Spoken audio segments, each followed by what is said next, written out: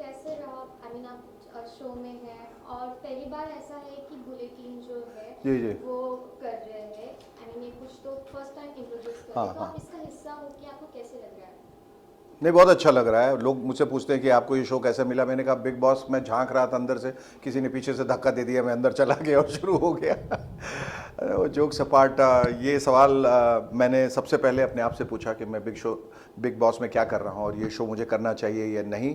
और उत्तर मिला कि करना चाहिए बिल्कुल, क्योंकि बड़ा ही दिलचस्प और बहुत ही पॉपुलर शो है। बल्कि ऐसा रियलिटी शो नहीं है हिंदुस्तान में जो जिसको सभी लोग देखते हैं और सभी लोग जुड़ जाते हैं, सबकी ज़िंदगियों से जुड़ जाते हैं। और तो जब मुझे ये ऑफ़र आया तो मुझे लगा कि वैसे तो ये सलमान खान का शो है और इसमें मैं क्या कर रहा हूँ। तो मैंने पहले भी कहा कि बेगानी शादी में अब्दुल्ला दीवाना नहीं होना चाहिए।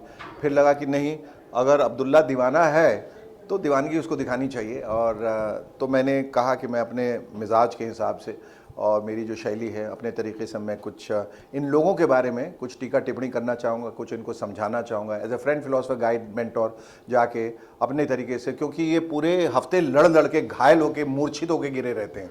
उस पर से सलमान खान जो हैं उनको इतनी डांट लगाते हैं, जो कि सही लगाते हैं क्योंकि लोग बात समझते नहीं हैं, तो डांट उनको बरबस लगानी पड़ती है। उसके बाद अगर मैं सख्त हो जाऊं तो ये तो मर ही जाएंगे। तो एक तरह से आप कह लीजिए कि मैं मरहम लगा देता हूँ, मरहम पट्टी करने के बाद फिर थोड़ा समझा देता हूँ, तंजिया तरीके से बता देता हूँ। और एक ब्रिज जिसको कहते हैं, एक connecting point between the audience और कंटेस्टेंट्स, वो बन जाता हूँ। और थोड़ी लेग पुलिंग, थोड़ी रोस्टिंग कर देता हूँ, तो बात इनके समझ में भी आ जाती है, इनका थोड़ा मनोरंजन भी हो जाता है, थोड़ी मुस्कान भी आ जाती है और थकान भी थोड़ी दूर हो जाती है। और जो हफ्ते भर जो भी ये करते आए, लड़ाई झगड़े दंगे फसाद, उससे थोड़ा अलग कुछ महसूस कर पाते हैं। शेखर जी, आप शो में सेगमेंट लेकर आ रहे हैं रैपिड फायर, तो ये रैपिड फायर का मतलब क्या, और इसमें आप क्या करने वाले हो? कंटेस्टेंट क्या फटकार लगाने वाले हो या उनको समझाने वाले हो? क्या है इसका मतलब सेगमेंट का? रैपिड फायर तो अभी तक मैंने सेगमेंट किया नहीं है, लेकिन मैंने उनको टास्क ज़रूर दिए हैं कि ये चीज़ें हैं, आप किसको देना चाहेंगे, या ये बातें हैं, आप किसको कहना चाहेंगे। और आगे आने वाले वक्त में रैपिड फायर भी होगा। और रैपिड फायर में ये जानना बहुत ज़रूरी हो जाता है कि कौन किसको कितना जानता है। तो बहुत सारे सवाल एक दूसरे लोगों से पूछे जाएंगे और देखा जाएगा कितनी जल्दी बगैर सोचे वो इन सवालों का जवाब दे पाते हैं। तो ये ज़रूरी है कि हम कंटेस्टेंट्स को बहुत करीब से जानें और कंटेस्टेंट्स भी एक दूसरे को करीब से जानें। जी, अगर आपसे पूछना चाहें कि कौन सा ऐसा कंटेस्टेंट है कि आपको लगा कि हाँ वो सच में अपना गेम खेल रहा है? और प्रियंका। ओके। प्रियंका अपना गेम बहुत अच्छा खेल रही है, बहुत होशियारी से, बहुत चालाकी से, बहुत चतुरता से, पूरे सामर्थ्य के साथ, पूरे शक्ति के साथ, एक महिला होने के नाते जो जो उसमें क्वालिटीज़ हैं वो सब को लेके, लीडरशिप क्वालिटीज़ को लेके आगे बढ़ रही हैं। मुझे लगता है कि वो उनमें विनर बनने के बड़े गुण मौजूद हैं, चांसेस भी बहुत ज़्यादा हैं। अर्चना भी अपनी बेबाकी हुई वजह से अपनी क्या कहें, उनको जितनी नेचुरल हैं, वो जिस तरह की हैं, जैसी हैं, उन गुणों को लेकर, उन क्वालिटीज़ को लेकर जो आगे बढ़ रही है, तो वो भी एक बहुत स्ट्रॉन्ग कंटेंडर है। अब्दू जो कि सबका बहुत दुलारा है, प्यारा है, सब लोग उसको प्यार करते हैं, छोटा छोटा सा क्यूट क्यूट सा है, लवेबल है, उसमें बहुत सारी क्वालिटीज़ हैं, वो भी एक स्ट्रॉन्ग कंटेंडर है। गौतम और शालिन ये तो हैं ही। और ये अपने लव एंगल जो उन्होंने क्रिएट किया है, फेक या जेन्युइन है, तो आने वाला वक्त बताएगा। लेकिन ऐसा लग रहा है कि गौतम और सौंदर्या का जो इक्वेशन है वो थोड़ा जेन्युइन है। शालिन और टीना का जो है वो थोड़ा सा मुझे ऐसा लगता है सतही है या शो के लिए किया गया है।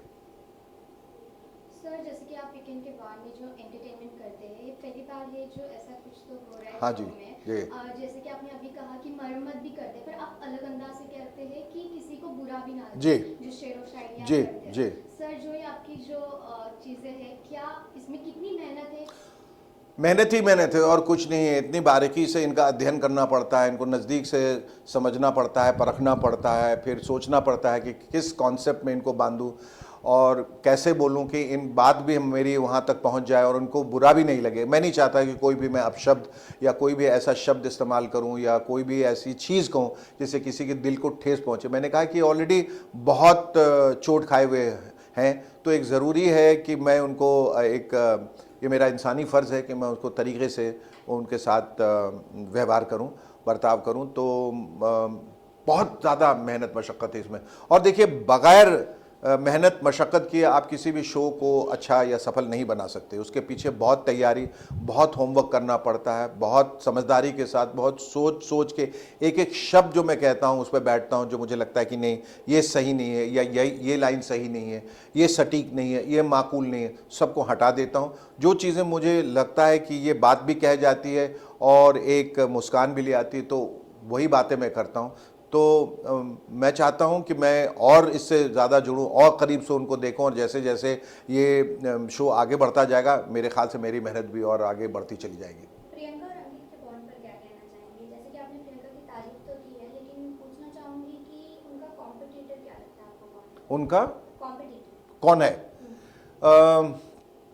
फिलहाल तो अगर आंखें बंद करके सोचूं तो मुझे अर्चना ही नज़र आती है, क्योंकि वो बिल्कुल उनके मिजाज के विपरीत है, लेकिन वो भी अपने आप में एक बहुत ही स्ट्रॉन्ग कंटेंडर है। She is a strong woman, she is a strong lady, और जो भी जैसा भी है, जो भी बाधाएं, ऐसा लगता है कि जो भी सामने आए उसको तो वो फूंक मार के उड़ा देगी या चीख चिल्ला के हटा देगी। तो बहुत ही स्ट्रॉन्ग कंटेंडर है प्रियंका की, और दोनों का आप देख लीजिए, दोनों का बिहेवियर जो है बिल्कुल एक दूसरे के विपरीत है।